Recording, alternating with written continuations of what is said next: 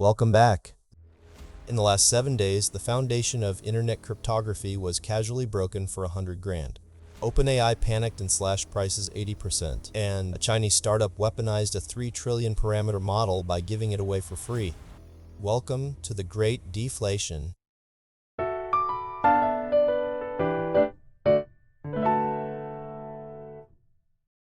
On July 30th, 2026, OpenAI published a changelog to their API rate card.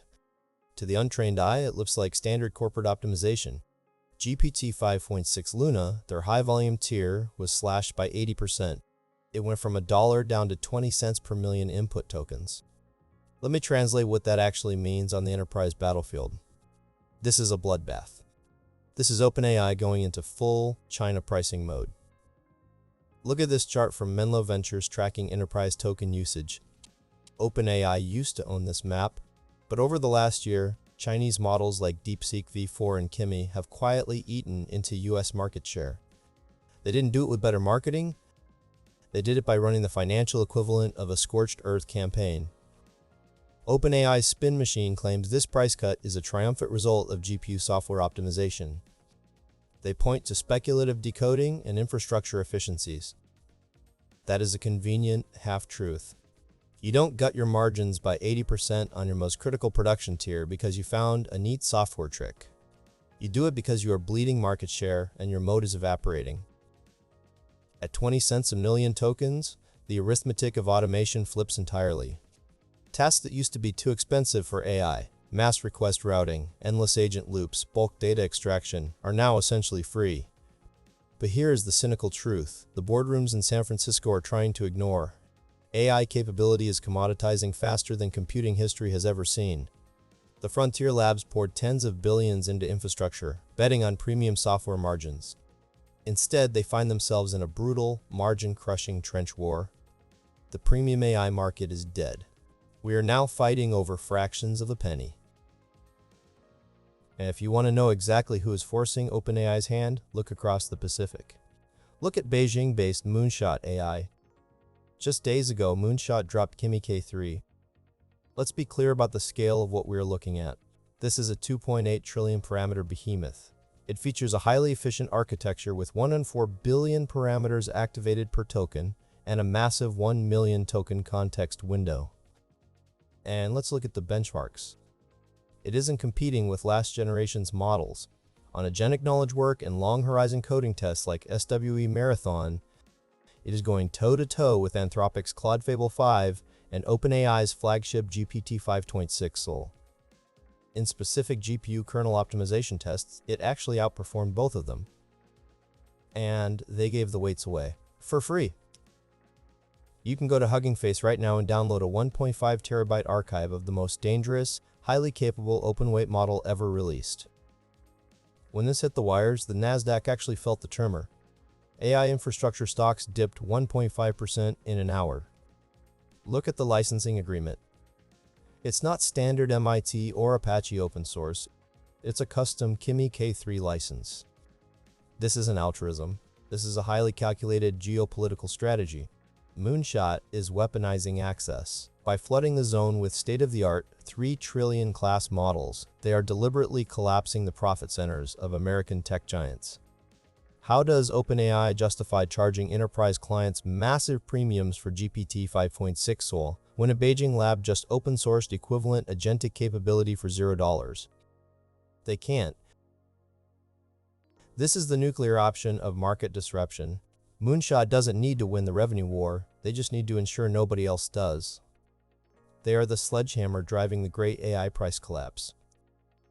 The model is so massive you need a server farm to run it locally, but that's entirely the point. The barrier to entry for enterprise-grade AI just shifted from who can afford the API to who can buy enough raw silicon to host Kimi.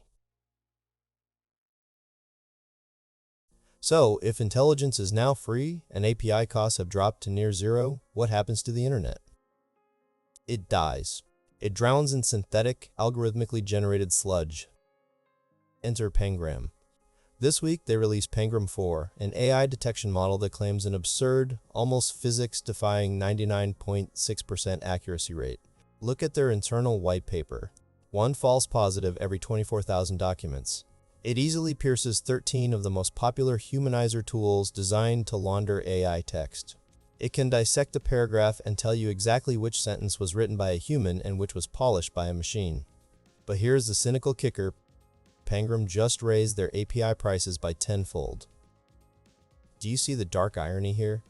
OpenAI and Moonshot are engaged in a race to the bottom, making it infinitely cheap to generate infinite noise. And Pangram is sitting at the other end of the pipe, charging a massive premium for the only working water filter. In 2026, generating content is a commodity. Verifying humanity is the luxury good.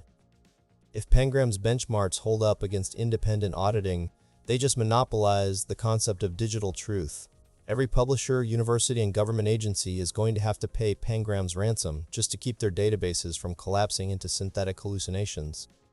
Let's move now to a quiet research paper published by Anthropic. No massive press tour, no glossy launch video, just a highly technical autopsy of how their new Claude Mythos preview model systematically dismantled the mathematical assumptions of global security. Look at the abstract on this paper. It reads like a polite death threat to the cybersecurity industry. For the last 40 years, the bedrock of our digital economy, every bank transfer, every encrypted message, every secure server has relied on a simple premise: math is too hard for computers to reverse engineer quickly. Human experts spend years, sometimes decades, peer-reviewing cryptographic algorithms. Claude Mythos took 60 hours. Anthropic researchers gave the model a budget of about $100,000 in API compute. They pointed it at HOC, a digital signature scheme explicitly designed for the post-quantum world. HOC was supposed to be the bunker we retreated to when quantum computers finally cracked standard encryption. Human experts reviewed HOC for over 2 years. They found nothing. Claude didn't just find a bug, it found a foundational mathematical weakness. And then, just to flex, it went after round-reduced AES, the most widely used symmetric cipher on the planet. If you read the leaked Slack transcripts and researcher tweets circling the InfoSec community right now, the terrifying part isn't just the discovery, it's the friction. Initially, Claude claimed the attack was impossible. The researchers had to practically coax the AI, prompt by prompt, to stop acting like a helpful assistant and start acting like a state-sponsored cryptanalyst. Anthropic's PR department is working overtime, plastering disclaimers everywhere. These findings do not currently affect any production systems, they say. Sure, but look at the trajectory. We have crossed a lethal threshold. AI is no longer just writing sloppy Python scripts or generating phishing emails. It is successfully attacking the underlying math of our security infrastructure. The lock hasn't just been picked. The AI is figuring out how to melt the metallurgical structure of the keyhole.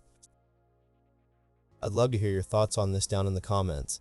If you found this breakdown useful, send it to someone keeping tabs on AI, and make sure to subscribe before the next update drops. I'm Aladdin. This was The Brief. See ya.